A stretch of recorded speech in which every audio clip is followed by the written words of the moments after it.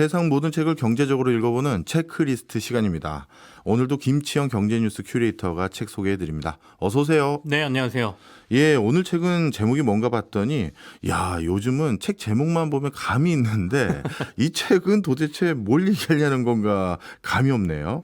비열한 시장과 도마뱀의 뇌. 어떤 책입니까? 주식시장하고 예. 투자 심리를 다룬 책이라고 보시면 되는데요. 사실 아마 박 교수님 아는 책인데 이렇게 표현하신 것 같은데 2005년도에 출간된 책을 지난해 우리나라에서 재출간이 됐습니다. 2005년 출간 때에도 미국에서는 꽤 큰 주목을 받았고요. 국내에서도 투자하시는 분들 사이에서는 재밌는 책으로 좀 알려지긴 했는데 우리는 왜 주식시장에서 걸핏하면 손해를 보게 되는가에 대한 답을 찾으려는 시도가 담겨 있는 책이다 이렇게 보시면 되고 최근 이제 경제 관련 도서, 특히 투자 관련 도서들의 재출간이 좀 많아졌거든요. 네. 동학개미라고 불렸던 코로나19 이후의 주식 광풍, 그리고 2차 전지로 이어진 투자 열풍, 그 사이에서 시장이 큰 변동성이 있었죠. 그렇다 예. 보니까 이제 손실을 경험하신 분들이 좀 많아지면서 도대체 투자를 어떻게 하는 게 맞나? 이런 근본적인 궁금증과 고민들이 좀 많아진 것 같고요. 그래서 처음에는 단순히 주식 투자법과 관련된 책들이 우후죽순 쏟아지다가 요즘은 거기서 한 단계 더 나아가서 왜 이런 일들이 벌어지는가, 또 이런 상황을 벗어나려면 어떻게 해야 되는가, 이런 것들이 담긴 책을 좀 찾는다. 그래서 과거에 있었던 책을 지금 시기가 맞는 것 같다라고 해가지고 작년에 이제 재출간을 한 것으로 보이고요.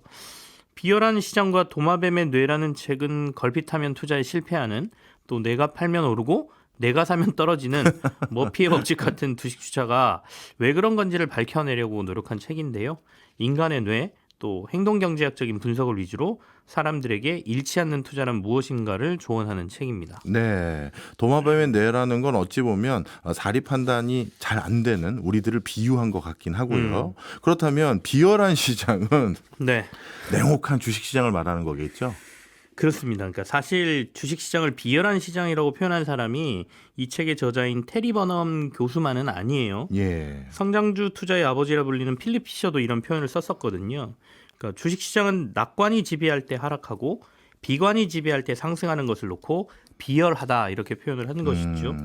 뭔가 나를 배신하는 것 같은 느낌이 좀 있지 않습니까? 예, 맞아요. 지난해 우리 증시를 보더라도 2차 전지 관련주들이 정말 뜨겁게 올랐죠. 예. 뜨거운 정도가 아니라 무섭게 올랐거든요. 예.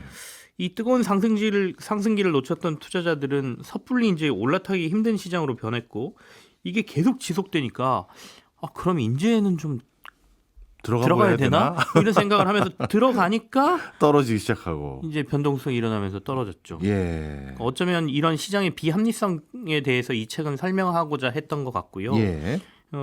도마뱀의 뇌라는 건 인간의 본능을 관장하는 부분을 통틀어서 이 책에서는 이제 도마뱀의 뇌라고 표현을 하는데요.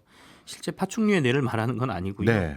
이 본능을 관장하는 부분 정도로 이해하면 될 것 같은데 결론을 얘기하자면 우리가 자꾸 투자에 실패하는 이유는 이 도마뱀의 뇌가 투자를 함에 있어 인간의 이성적인 판단을 방해하기 때문이다. 이 책에서는 이렇게 얘기합니다. 특히 이게 매우 자주 빈번하게 일어나기 때문에 우리는 투자하면 항상 실패를 경험하게 된다라고 얘기합니다. 네. 외적 환경인 비열한 시장 그리고 자체적인 내부적인 상황인 도마뱀의 뇌 둘 중에 저는 궁금한 게 도마뱀의 뇌인데요. 아무리 시장이 비열하다 하더라도 네. 내가 자리 분별을 잘하고 판단을 잘하면 비켜가거나 오히려 그 와중에서 성과를 낼 수가 있잖아요. 네. 도마뱀의 뇌 어떤 내용인지 추가적인 설명 좀 부탁드립니다. 사실 이 버넘 교수의 주장은 굉장히 심플합니다. 인류가 몇십만 년 살아오면서 스스로 이제 뇌가 체득한 거는 바로 본능적인 생존법이라는 거거든요. 그러니까 결국엔 위험을 회피하려고 하고 뭔가를 두려워하면 바로 몸을 살린다는 거예요. 네. 그래서 우리의 뇌는 음식을 찾고 은신처를 찾는 데는 매우 탁월한데 예. 주식시장이 생긴 건 인류의 역사상으로 보면 정말 짧은 역사거든요. 그러니까 400년이 조금 넘었죠. 예. 네덜란드에 처음 주식이란 게 등장한 게 1600년도 정도 되니까 상대적으로 이 짧은 역사를 거치면서 아직도 인간의 뇌는 투자와 관련돼서 정확한 판단을 내리는데 굉장히 서투르다는 거예요. 예. 그러니까 뭔가를 결정할 때 이른바 이성을 관장하는 전두엽 피질보다 이 책에서 말하는 도마뱀의 뇌가 더 빨리 그리고 강력하게 본능적으로 작동한다는 건데요. 예. 그래서 합리적인 판단을 방해하고 우리는 뭐 모르고 바보 같아서가 아니라 이런 본능 때문에 투자의 번번이 실패하는 거다 이렇게 얘기합니다. 네. 사실 위험 회피 성향은 우리가 다 가지고 있는데 네. 문제는 지금이 위험한지를 모르는데 문제가 있거든요. 네. 흔히 말해서 주식시장은 일명 공포에 사서 환희에 팔아라 네. 이런 소리가 많은데 우리가 그 반대로 하는 이유가 지금이 공포인지 환희인지를 몰라서 결국에는 대중심리를 따라가고 있다라고 볼 수도 있는 거죠. 예. 알고 있는데 실제 하려면 잘 안 되는 이유일 수도 있고요. 그건 인간의 본성이라고 이 책에서는 얘기하거든요. 그러니까 아이러니하게도 투자는 그런 본성을 거스르는 일이니까 이게 얼마나 성공하기 힘들겠느냐라는 거죠. 우리가 본성을 거스르려면 그만큼 더 노력을 해야 되는 거니까요. 예. 어쨌든 재밌는 사례들을 여러 행동경제학자들의 연구를 토대로 이 책에서 근거로 제시하는데요. 효율적 시장 가설을 사실상 이 책에서는 전면 부인합니다. 네. 그러니까 효율적 시장 가설이라는 거는 전통 경제학자들이 신봉하는 이론인데 시장에서 만들어진 가격이라는 게 수요와 공급에 의해서 만들어지니까 시장은 정말 완벽하다는 거잖아요. 그러니까 이를 통해서 수요와 공급이 조절되고 또 최적의 배분이 일어나는 거니까.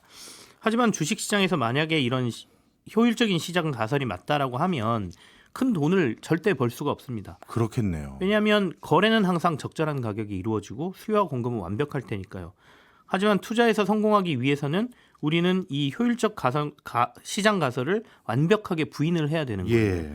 어떤 이유에서든 시장의 가격은 극도의 공포감에 너무 낮게 형성되거나 과도한 긍정론과 희망 때문에 과도하게 올라 있어야 큰 차익을 저희가 내서 벌 수 있는 거지 않습니까? 그렇죠. 그래서 이 책에서는 시장은 절대적으로 비합리적이다라고 주장을 하고 있어요. 그렇네요. 우리가 흔히 투자해서 초과 이익을 거두려는 목표를 많이 가지고 있는데 초과 이익 거두려면 자연스럽게 생각나는 게 지금 가격이 시장에서 적정하지 않아야지만 가능한 거니까 그렇겠네요. 실제 이 책에서는 이러한 내용과 관련된 다양한 사례들 소개하고 있나요? 그렇습니다. 재밌는 실험들이 많이 나오는데요. 도마뱀의 뇌가 우리 판단을 어떻게 흐려놓는지와 관련된 다양한 사례들과 실험이 소개되어 있습니다. 몇 가지를 소개를 해드리면 최후 통첩 게임이라는 게 나와요. 네. 그러니까 아마 박 교수님 아실 것 같은데 최후 통첩 게임이라고 하면 돈을 나눠 갖는 게임입니다. 네. 그러니까 두 사람이 있는데 한쪽에서 일방적으로 제한하고 상대방은 무조건 수용해야 하는 게임이거든요. 예. 우리 선경제 박신유 PD가 예. 박 교수님하고 저에게 100만 원을 주고 예. 자 최후 통첩 게임을 하라고 합니다. 예. 제안자는 박 교수님 예. 그리고 수용자는 접니다. 예. 박 교수께서 제안한 금액을 제가 수용하면 우리는 이 100만 원을 서로 나눠 가질 수가 있어요. 예. 만약에 박 교수께서 저에게 50만 원, 50만 원 갖자 이렇게 제안을 하거나 또는 나 100만 원, 너는 0원 이렇게 제안하셔도 되고요. 예. 아니면 90만 원 또는 10만 원 이렇게 제안을 해도 됩니다. 예. 사실 0원을 제한하지만 않으면 저는 1원을 제한하더라도 그 제안을 수용하는 게 경제적으로는 이득이죠. 그렇겠죠. 아무것도 안 받는 것보다야. 그죠. 수용자는 어떻게든 뭐 몇 원이 됐든 이걸 받는 게 경제적으로 이득인데 하지만 이 최후 통첩 게임을 여러 사람에게 진행해 보면 평균적으로 약 20% 정도의 수용자가 제안을 거절한다는 겁니다. 이유는 이제 자존심 때문인 거죠. 그렇죠. 너무 기분 적은 상하죠. 그냥 저에게 만약에 박 교수께서 예. 야 10,000원만 갖고 나 99만 원 가질래? 그럼 제가 너무한 거 아니야? 그러면서 에이 당신도 못 갖게 하겠어. 그리고 거절해버리는 거잖아요. 예. 그러니까 어떻게 보면 이게 자존심 때문인데 이 자존심이 발휘되는 것 이게 어떻게 보면 도마뱀의 뇌다 이렇게 얘기를 하는 거거든요. 근데 금액이 너무 적어서냐 아니면 이게 남성이기 때문이냐 여성이기 때문이냐 또는 인종 때문이냐 여러 가지 이제 가설들 때문에 이 최후 통첩 게임은 몇십 년간 여러 국가에서 다양한 실험들을 해봤는데요.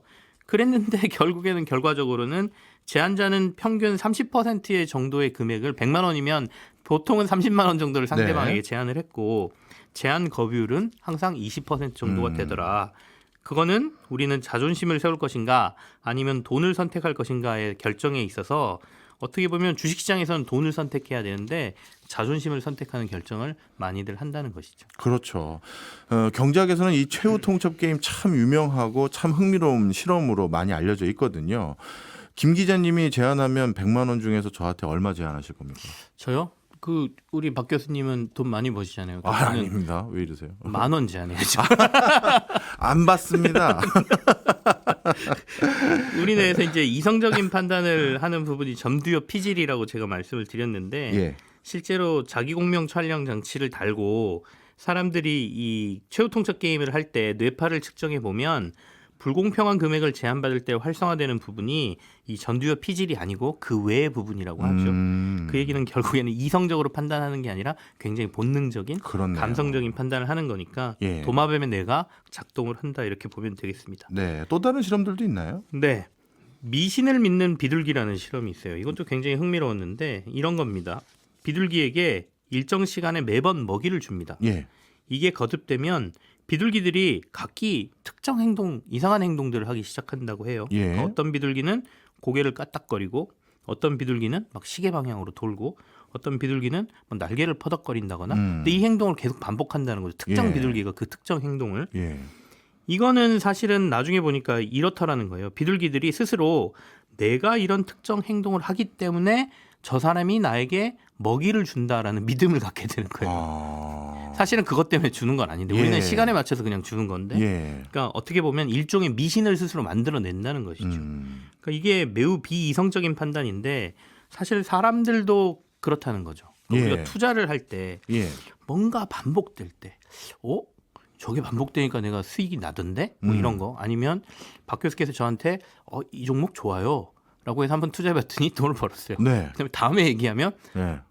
또 한번 해보고 또 돈을 벌면 이제는 완전 믿어버리죠. 그죠? 그렇죠. 그러니까 일종의 그런 미신들이 생기는 건데 결국에는 이게 전두엽 피질이 아니라 도마뱀의 뇌가 작동하는 건데 사람들은 그걸 미신을 믿고 행동한다. 이게 아까 말씀드린 미신을 믿는 비둘기 실험이다. 이런 얘기가 되겠죠. 네. 이게 뭐 투자뿐만 아니라 다른 데서도 그대로 적용되더라고요. 옛날에 메이저리거로 활동했던 박찬호 선수 같은 경우는 자신이 승리했었을 때 그날 했던 것을 또 경기 있는 날 똑같이 한다고 하더라고요. 일종의 징크스. 예. 육개장 먹은 걸로 승리했으면 또 육개장 먹으려고 하고 그렇다고 하던데 뭐 사실 제일 금전적으로 큰 피해를 보는 주식시장에서야 뭐래도 그런 조금만 힌트가 있어도 네. 하고 싶은 게 사람 마음일 텐데 문제는 그러면 이 도마뱀의 뇌 같은 이런 일들이 우리가 투자할 때 최대한 멀리 해야 되잖아요. 맞습니다.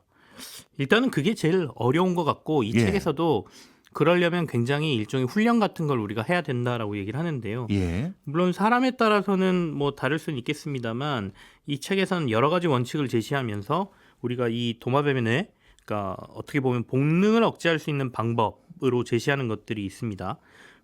실제 테리 버넘이 했던 재미난 사례가 있는데 소개해 드리면요.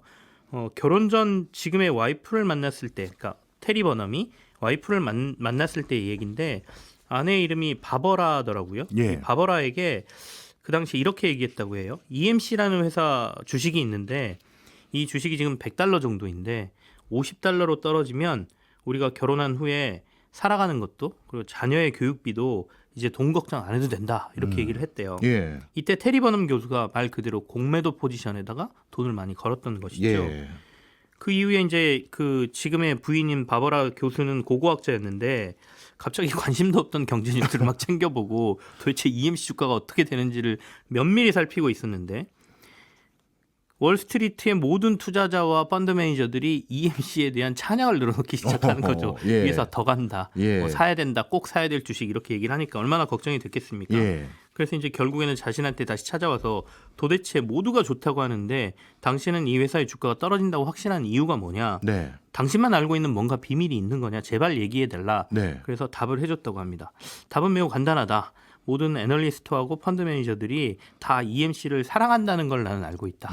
그래서 나는 공매도 포지션에다가 모든 돈을 걸었다. 이렇게 그러니까 남들과 반대로 갔다는 거죠. 예, 아까 예. 극도의 환희에 차 있는 시장에서 도리어 하락을 준비를 했다라는 건데 결국 모두가 맹신하고 희망에 차 있는 이 구간이 주식을 팔 때라는 신호라고 확신했다는 건데요. 진짜 얼마 지나지 않아서 EMC 주가가 $4까지 떨어졌다고. 이야. 그러니까 엄청난 돈을 벌었겠죠. 이 교수는. 그렇겠네. 예. 대단하네요. 말 그대로 역발상 투자 이거 한 거잖아요. 네네 맞습니다. 그래서 몇 가지 원칙들을 제시해 주는데요. 이렇게 하라는 거죠. 성공 투자를 하려면 첫 번째가 본능적인 결정을 최대한 자제하라 이렇게 얘기합니다. 그러니까 도마뱀의 뇌를 자물쇠로 채우고 그 열쇠를 저 멀리 치워버려라 뭐 이런 표현인데요. 네. 이 주식을 사야겠다 또는 팔아야겠다는 욕구가 막 피어오를 때 막 이거 막 빨리 주식창 열어가지고 내가 좋은 정보 들었는데 빨리 사야지. 막 가격이 오르고 있으면 막 더 사고 싶잖아요. 이럴 때는 절대로 바로 사거나 팔지 말라라고 조언을 합니다. 네. 저자는 적어도 일주일을 기다린다고 해요. 야, 일주일을 기다리면서 천천히 생각하고 판단하라고 얘기합니다. 일주일 동안 많이 변했을 텐데. 그렇죠. 그래서 그 안에 급등이 나와서 좋은 기회를 놓칠 수도 있겠지만 예. 이거는 많은 위험을 회피하게 해준다는 거예요. 음. 그래서 투자 결정을 내릴 때 반드시 유예 시간을 두라라고 조언을 합니다. 네. 이게 이제 도마뱀의 뇌가 바로 작동하는 걸 우리가 뭔가 잡아둘 수 있다는 거겠죠. 네. 또 다른 건요. 두 번째는 이른바 물타기 전략을 절대 하지 말라라고 조언하거든요. 오. 주식 투자에 있어서 물타기는 손실난 주식을 더 사들여서 매수 단가를 낮추고 예. 반등이 나왔을 때 빨리 손실을 만회하거나 수익을 낼 가능성을 높이는 투자법이거든요. 예. 그러니까 100원이던 주식이 50원으로 내려가면 50원일 때 같은 수량을 더 사들여서 매입 단가를 한 75원으로 만들어 놓으면 예. 주가가 100원까지 다시 회복하면 본전이 아니라 수익이 나는 거고 그렇죠. 75원만 돼도 본전이 되는 거잖아요. 예. 그래서 많이들 과감하게 이 물타기 전략을 쓰시는 경우도 있는데 테리 버넘 교수는 이건 사실상 실패한 투자법이다. 어. 투자의 평균화라고 하는 거는 기존 포지션의 주식을 더하는 행위인데 물타기는 하락하는 주식을 더 사는 꼴이라는 거죠. 예. 돈을 잃게 만드는 종목에 돈을 더 집어넣는 바보 같은 행위라는 거예요. 음. 투자의 기본은 손실 난 건 무조건 팔고 수익 난 건 보유하는 게 맞는데 이걸 네. 반대로 하는 거니까 이런 차원에서 보면 테리 버넘 교수는 적립식으로 분할 매수하는 것도 하지 말라라고 조언합니다. 예. 이 테리 버넘 교수님의 이 물타기 권고하지 않은 거, 네네. 이거는 저에게는 두 가지 그 사례가 있어요. 네. 저는 코로나 터지자마자 종합주가 지수가 2000 근처에 있다가 1500 근처까지 떨어졌잖아요. 네. 그 중간에 1700 언저리 때 제가 들어갔거든요. 제 인생에서 가장 잘 탄 물. 예. 그리고 가장 꼴을 타셨군요. 물이 아니라. 네. 오히려 1500 근처까지 못 기다렸던 게 천추의 한. 근데 반대로 제일 잘못한 물은 알리바바. 아니 세상에 지표상에 이렇게 저평가된 주식이 있다고 했을 때 우리 네. PD님도 마찬가지인가 보네. 반짝반짝 그래서 하십니까? 조금 떨어졌길래 또 샀고 조금 또 떨어졌길래 또 샀는데 계속 떨어져만 가고 있는 큰 반등이 없는. 네.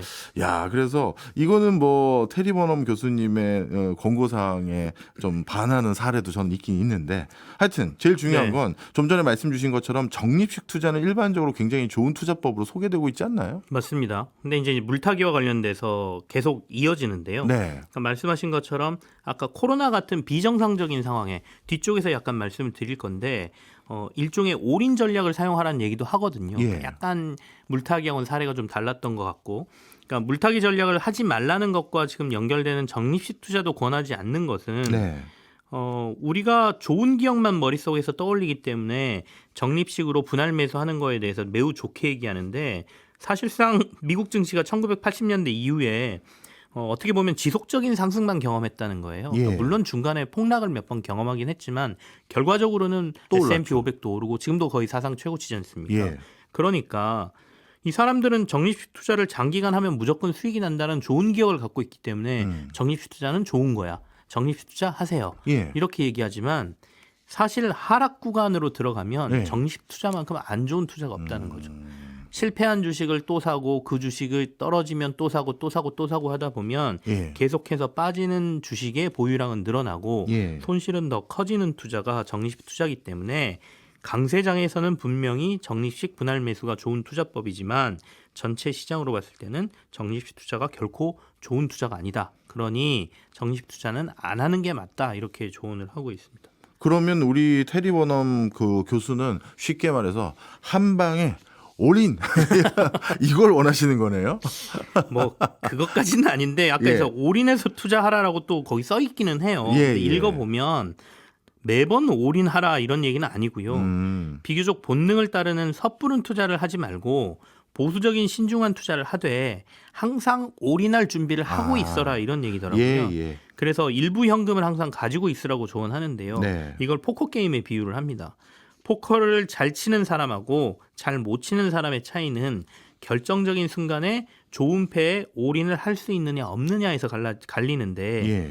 평범한 포커 선수들은 일반적인 패에서도 종종 올인을 하지만 진짜 선수는 종종 좋은 패가 와도 패를 덮고 작은 손실로 그냥 감내한다라는 거예요. 예. 그리고 기다리고 있다가 결정적인 패가 올 때 올인을 한다는 것이죠. 예. 그래서 우리가 주식 투자도 마찬가지인데 기다리다 보면 아까 말씀하신 그런 기회가 오는 상황이 예, 온다는 예. 거죠. 그러니까 역사적으로 사람들이 엄청나게 당황하고 시장이 흔들리는 시기가 오는데 그때 내가 이런 현금과 이런 것들을 보유하고 있다면 이때 올인하는 전략으로 해서 한 번에 모든 걸 다 만회할 수 있는 기회가 올 것이다. 이렇게 얘기하죠. 네, 맞는 것 같아요. 저도 여의도에 최고 고수분들 많이 만나 뵙고 인터뷰 해보잖아요. 네. 그럼 10분 중에 10분이 뭐라고 하시냐면 주식 투자를 10번 했을 때 그 10번 하는 기간 동안 조금 잃거나 조금 벌거나 이렇게 되는데 딱 한두 종목에 대해서 내가 어마어마한 성과를 내서 네. 역대 플러스다 이런 경우가 많은데 그때 올인을 제대로 정확한 타이밍에 하는 게 중요하다 이런 말씀 많이 해주시더라고요.